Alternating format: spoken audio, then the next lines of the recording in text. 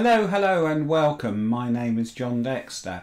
This video might end up being a little bit controversial, but I'm making it to try and help some people save money, and it's going to be about lenses.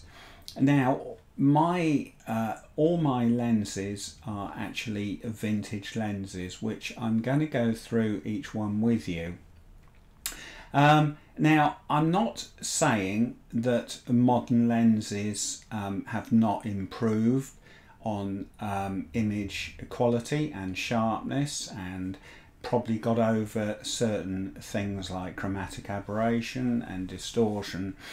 But I think in today's day and age, it appears to me anyway that we are becoming absolutely obsessed with a sharpness in our images. If you go back as little as sort of 10 years ago or maybe 20 years ago, the images that were being produced with the lenses and the cameras at that time were perfectly acceptable, and in actual fact some of those images by famous photographers are being sold for hundreds of thousands of pounds today. How sharp has an image got to be? I do question whether your eyesight is that good to actually see this fine detail in an image. And when you think it's being exhibited on a wall, you don't go to within a few inches of it and absolutely inspect it minutely. You stand at probably arm's length at least, and you take in that image the same as you would with a piece of art. So are we becoming obsessed with this sharpness? We seem to be chasing it all the time. Now, I'm not saying that certain types of photography you are better off having this sort of detail, like if you do bird photography or you know, even sort of landscape. I'm not too sure about landscape. Do we need this sharpness in a landscape? Very often that slight softness makes the image. But when you get into things like portraiture, there are photographers out there, professional photographers out there nowadays, buying these old lenses because they want that softness. They don't want that sharp detail in the image. So for certain types of photography, I would say, yes, you know, it is best to have the latest and best lenses. But in some photography, it's not. I mean, I actually know, he's actually the chap who repairs my cameras, and he is a professional photographer who does portraiture mostly, but he does do other types of work. And all his lenses are like mine, vintage lenses, because he absolutely loves the effect that they give. And there are actually firms out there now, which I saw on the internet the other day, that are producing and replicating these really old lenses because certain photographers want that softness. Now, for my sort of work, which if you do follow me, you will see or you will know is abstract, I don't need that sharpness in a lens, you know, because pretty much none of my images are sort of sharp anyway. But you can save yourself an awful lot of money, if you purchase some of these vintage lenses. And for, I would say, a big majority of people, the image quality that these old lenses produce is absolutely fine. Haven't got a problem with it. And to be perfectly honest, I'm not so sure that the modern glass has improved that much You know, the lenses that I have, which I say I'm going to run through with you, are just producing, to my way of thinking, beautiful images. The other thing that I really like about vintage lenses is the build quality. They were all made from all metal, and whereas the modern lenses, I'm afraid, tend to be very plasticky. So I love the feel of the old lenses. I love using them. They're a joy to actually use. So anyway, enough of that. I've given you an idea of what's going to happen. So I'm going to run through some of the lenses I have with you. And as I say, hopefully, if you think they would suit you, you could save yourself an awful lot of money. So let's get stuck into the first lens. What I will say, I'm going to list underneath this video the timeline for different lenses. So if you want to skip one lens and go on to another one that you think might interest you, then you can just go through to that time scale. Now the first lens I'm going to be showing you is this little baby. Now I'm going to contradict myself here, because you may not actually save yourself money with this lens. Although it is an old lens, it is still today demands quite a high price, and that is the 17 to 35 f2.8. Now I actually owned, and I actually made a comparison video on the 16 to 35, which is actually a slower lens. I think it's f4. I did own that lens. A beautiful quality, but the build quality of it I found was I couldn't live with it. The actual focus ring had about maybe a couple of millimeter free play before it actually did anything, which annoyed me. The actual focal length ring had this horrible grinding noise with it, and I actually sent it back. I had two other lenses because I thought there was a fault with them, and they actually were the same. So I ended up selling that and getting this 17 to 35 instead. And unfortunately, as I say, I'm not too sure whether they still make them. They did up till a while ago, and they were knocking on for £2,000 new.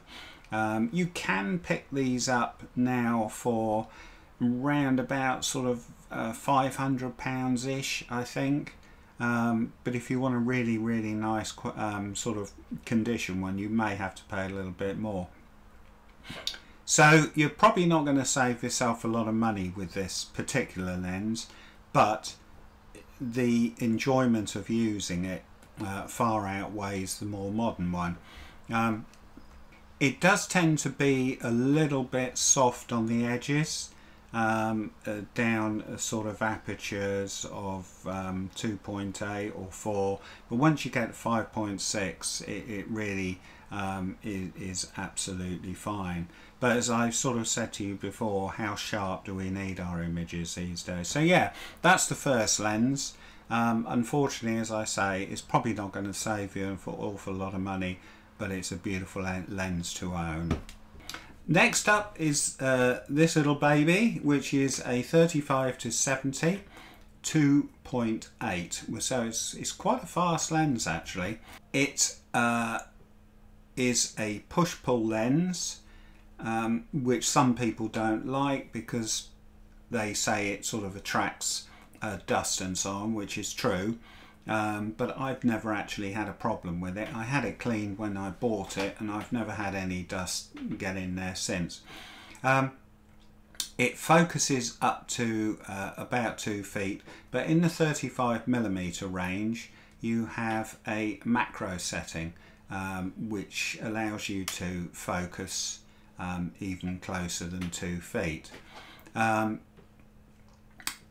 Beautiful lens, quite a heavy lens. So that's the downside of these vintage lenses, is they do tend to be heavy. it is actually an AIS lens, but I've used this a lot and I've always been very, very happy with the images that it produces. Now you can probably get these on eBay. They range from sort of like 80 odd pounds, 75, 80 pounds. But if you want one in really nice condition, you've probably got to pay a couple of £100 for one. But if you have the equivalent in a modern lens, it would be much more than that. So yeah, a beautiful lens. Next up is this 70 to 210 constant f4. Not as sharp, not as fast as the previous one, but considering it's f4 right the way through the range is quite something. I might just add that every single lens I'm showing you are FX lenses, because they were basically used on 35mm cameras in their day. So yeah, they're all FX lenses, so they can be used on DX cameras, no problem. The other thing is with this one and the previous one is the focus actually turns the front element. So if you've got sort of filters on there, then that can probably be a little bit of a problem, but not insurmountable. This is not a push and pull. This is a twist lens. Again, it is an AIS lens. The way you can tell the difference between AI and AIS is the AIS has got the let me see if I can, there's a little, I don't know whether you can see that, a little notch cut out in the actual mounting ring. That means it's an AIS. Now this has got a so-called macro setting on it. I probably wouldn't particularly use it for macro. It just allows you to sort of focus a little bit closer than normal. But again, very, very heavy lens, but a beautiful lens nevertheless. These can be picked up for about the same as the last one, anywhere between 75. I actually paid £300 for this because it was in such beautiful condition. So you do have to pay a little bit of a premium if you get one in really mint condition. Now actually the Angry Photographer, which I'm sure you all know, did a review on this lens and he absolutely loves it. He said that it's a stunning lens, and I found it to be so. So yeah, that is the 70 to 210 f4. Now this actually is a macro lens. It's a 105 2.8 macro. But it's a stunning lens for portraiture as well. I've taken some headshots with this, and this really is a very, very sharp, beautiful lens. It's not a 1:1 as the modern macro lenses are. It's a 1 to 2. Am I right saying 1 to 2? So it's half life size rather than life size. But for my sort of work, it's I don't really do much macro work. Very, very smooth focusing on this. It's very dampened, that's a word. And also, if you're doing sort of macro work where the lens is tipped up on the camera like that, vertical, you've got this little screw here. Which is a little tension screw, so you just screw that down to give it more dampening so that the actual focus doesn't, you don't get sort of focus creep, if you like.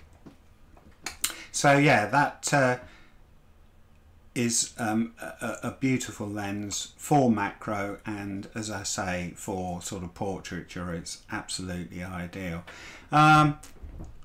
What did I pay for this? I think I paid about £300 for this, but I think you can pick them up a little bit less than that. So yeah, that's the 105 2.8 macro lens. Now this one is my latest addition. It is a 55mm 1.2 lens. Now this is a very, very old lens. It is pre-AI, so this probably wouldn't fit without, I think you can buy adapters for them, but it wouldn't fit direct onto the modern cameras, unfortunately. I have a Nikon DF which has a little lever which you push up out of the way, which allows you to use these pre-AI lenses. But yeah, this is a stunning lens at 1.2. I mean, how fast is that? But at 1.2, really, I've got to be honest, nothing is in focus. But it's an artistic lens. That's what it's used for. You know, people who want this special effect from a lens, this is the one to have. They do make a 50mm 1.2, which they've made for about 20 years. I think they've stopped making it now, but that runs out, I think it was about £750. I did actually own that lens a while ago, but I got rid of it. Whereas this you can pick up probably for about £150–200, something like that. But as I say, unfortunately it won't fit on modern cameras. But if you are thinking of it, look into an adapter, because I've got a feeling you can get adapters for them. But yeah, a beautiful, beautiful lens. So heavy. I mean, this is a tiny lens, but my God, it's heavy. You know, it's all metal, all glass, just stunning. And the once you come off the 1.2 and you get to sort of f2, that sort of range, the image quality is very, very sharp and stunning. So yeah, beautiful lens. Now this is an absolute monster of a lens. Just look at that front element. Oh my God. It's actually, I can't remember the size, it's a 120mm filter ring on that. Now this is a 300mm 2.8 lens. I've used this quite a bit and the image quality is just stunning with it. It has a drop-in filter just here. So you don't, you know, because obviously with a filter size that big it would cost you an absolute fortune to buy filters. So it has drop-in filters, and it's a 2.8, as I say, so it's a fast lens. Now if you were to go and buy the equivalent of this in a modern lens, I think you'd be paying somewhere around about £3,000 maybe. And I paid just over £600 for this lens, but it's not the sort of thing you would want to carry around with you. You know, it's really a lens for something that you know you want to take a shot of, and you can sort of just get it out of the car and take the shot and go. But yeah, stunning, stunning lens. And as I say, you certainly save yourself an awful lot of money with this baby. Something I should say is a lot of these AI and AIS lenses, on the modern cameras you do have to go into your menu and put it in as a non-CPU lens, which there's plenty of videos how to do that out there, but it's pretty straightforward. But you do have to do that, so it recognises the aperture setting on some of those lenses. So yeah, that's And actually, I'm going to show you another lens, which will be the last one, which again is a 300mm, but it's a lot smaller. So I'll get that out and show you that one as a last lens. Okay, this is the last one up. As I say, it's a 300mm, but it's 100 to 300. Okay, so it's a zoom. It's a push-pull again, but it's 5.6, so it's not a particularly fast lens. But I've never really found a problem with that, because you'd have this on a tripod anyway if you were using it. Now, you have got a problem finding these. They are very, very rare. I've only ever seen this one and a couple of others up for sale, so you might have a job getting it, but it's quite, considering it's a 300mm lens, it's quite a light lens for that. It is all metal, so obviously it is a bit on the heavy side, but I don't know that there's a there probably is, but I don't know there's a modern equivalent to this. But it has got a so-called macro setting on it as well, where it focuses up to about 3/4 of a metre. So that's pretty close, But yeah, a nice lens, but as I say, quite rare. Well, that is pretty much it. If you have any questions about any of these lenses, please leave a comment below. I will be more than happy to get back to you with any answers that I possibly can. But as you can see, my passion for vintage lenses is never ending. I keep buying more and more and more because I just love them so much. I love using them. I love the images that they produce. And that's why basically, I mean, I have owned a lot of modern lenses, but they've all gone. You know, I've sold them all and got these vintage ones because I love them so much. And you know, they can be repaired if they get dust inside. They can be stripped and repaired. Obviously, if parts are needed for it, that's a bit of a problem, but I've never had that sort of arise. So yeah, I hope this has helped save you a little bit of money. If you think I'm talking complete rubbish, that's absolutely fine. That's not unusual for me. But as I say, I'm just trying to help you sort of save a bit of money. So until the next time, this is John Dexter saying thanks very much for watching. Bye for now.